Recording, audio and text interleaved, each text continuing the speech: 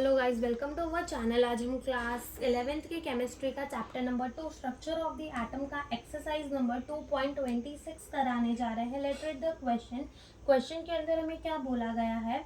And atom of an element contain 29 electron and 35 neutron.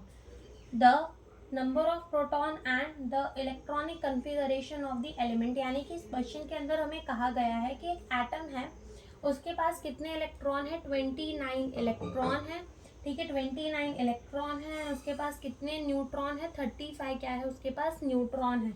ठीक है, और हमसे बोला गया है पहले में कि उसके पास कितने नंबर ऑफ प्रोटॉन होंगे वो बता दो।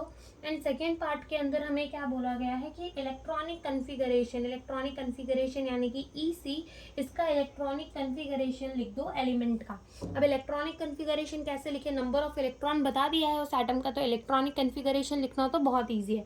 बात आती है नंबर ऑफ प्रोटॉन की। तो हमको पता है कि हमारा एक कोई भी एलिमेंट होता है जिसको हम एक्स से डिनोट करते हैं, तो यहाँ पर उसका लिखा जाता है क्या? Atomic number. और एटॉमिक नंबर क्या होता है कि उसके पास नंबर ऑफ दी प्रोटॉन कितने हैं। और ये भी तो पता है कि जितने नंबर ऑफ प्रोटॉन होते हैं उतने ही नंबर ऑफ क्या होते हैं? इलेक्ट्रॉन होते हैं। तो यहाँ से नंबर ऑफ प्रोटॉन क्या हमें पता चल गया? बिल्कुल पता चल गया ना, क्योंकि z क्या है? Number of proton. और नंबर ऑफ प्रोटॉन किसके बराबर है? Number of electron. यानी कि यहाँ पर नंबर ऑफ प्रोटॉन कितने होंगे? 29 प्रोटॉन ही होंगे। अब बात आती है इलेक्ट्रॉनिक कन्फिगरेशन की, यानी कि हमें 29 इलेक्ट्रॉन भरने हैं। ठीक है, अब अगर हम ये जो है 29 हमारे प्रोटॉन या फिर 29 एटॉमिक नंबर किसका होता है? Cu यानी कि कॉपर का होता है। कॉपर की इलेक्ट्रॉनिक कन्फिगरेशन अगर हम देखें तो 29 इलेक्ट्रॉन भरने हैं। तो हम 29 इलेक्ट्रॉन को कैसे भर सकते हैं? पहले हम भरेंगे 1s2, फिर भरेंगे 2s2, then 2p6, then 3s2, 3p6, 4s2 and 3d9। ठीक है, ऐसे इलेक्ट्रॉन भर गए होंगे हमारे 29। यहाँ देखो, यहाँ तक 10 हो गए, यहाँ तक और 10, 20, और ये 29 इलेक्ट्रॉन भर गए। लेकिन ये गलत है।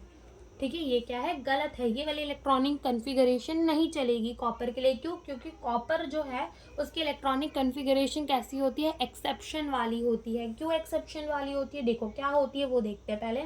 वो होगा हमारा 1s2, 2s2, 2p6, 3s2, 3p6, 4s1, 3d10। ये वाली जो इलेक्ट्रॉनिक कन्फिगरेशन है कॉपर की, वो राइट है। अब ऐसा क्यों होता है कि पहले 4s2 ना भरकर 3d9 ना रखकर क्या कर देते हैं? 3d10 and 4s1। ऐसा क्यों? क्योंकि हमारा जो d ऑर्बिटल है वो कम्प्लीटली फिल्ड हो जाता है, तो उसको अच्छी खासी क्या मिल जाती है? स्टेबिलिटी मिल जाती है, जिसके वजह से वो अपना एक इलेक्ट्रॉन किसको दे देता है? d वाले को दे देता है, और क्या बना देता है? 3d10 बना देता है। तो कॉपर की इलेक्ट्रॉनिक कन्फिगरेशन ये वाली जो है वो राइट होती है, और ये वाली जो है वो गलत होती है। तो यही हमें से इस क्वेश्चन के अंदर पूछा था कि नंबर ऑफ प्रोटॉन बता दो और उसकी इलेक्ट्रॉनिक कन्फिगरेशन लिख दो, जो कि हमने कर दिया। Thank you for watching the video.